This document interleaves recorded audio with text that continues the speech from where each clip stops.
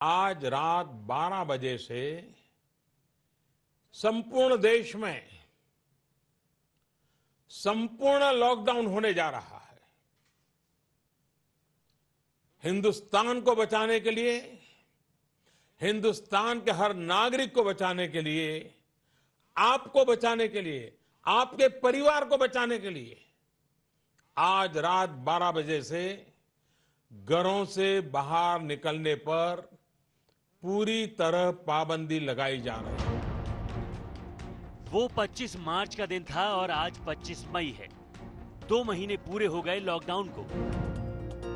Health experts की माने तो कोरोना वायरस की संक्रमण साइकिल तोड़ने के लिए कम से कम 21 दिन का समय बहुत अहम है।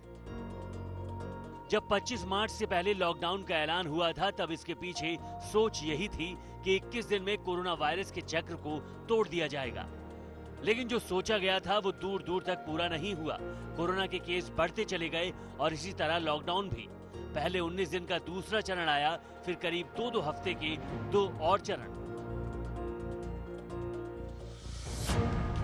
31 मई तक के लिए अभी लॉकडाउन 4 चल रहा है, लेकिन इस बात के आसार कम ही हैं कि 31 मई के बाद भी लॉकडाउन पूरी तरह खत्म हो जाएगा, क्योंकि कोरोना के जो आंकड़े आ रहे हैं वो कहीं से आश्वस्त नहीं करते।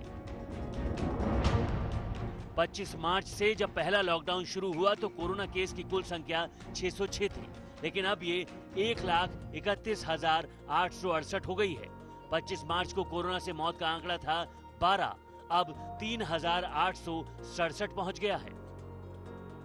हालांकि लॉकडाउन के बावजूद केस बढ़े जरूर हैं, लेकिन सरकार का दावा है कि लॉकडाउन से फायदा हुआ है। स्वास्थ्य मंत्री डॉक्टर हर्षवर्धन के मुताबिक लॉकडाउन से पहले कोरोना केस करीब 3 दिन में डबल हो जाते थे, लेकिन अब 13 दिन में 2 गुना होता है। कि लॉकडाउन के पहले अगर भारत में डबलिंग रेट 3 दिन और 4 दिन के बीच में था, तो आज बीच में कई सारे सेटबैक्स भी आए हैं, लेकिन उसके बावजूद भी हमारा जो डबलिंग रेट है, आज जब मैं आपसे बात कर रहा हूं, वो 13 के ऊपर दिन है। तो इसमें नो डाउट कि प्रधानमंत्री नरेंद्र मोदी जी का दूरदर्शी नेतृत्व, उसने भारत में कोरोना वायरस को कंट्रोल में रखने में और लॉकडाउन जैसे पावरफुल इंटरवेंशंस। लेकिन यहाँ गौर करने वाली बात यह है कि लॉकडाउन से पहले मरीजों की संख्या कम थी, लेकिन अब 1.25 लाख के पार है। इसलिए दोनों के डबल होने की रफ्तार को एक साथ नहीं तौला जा सकता।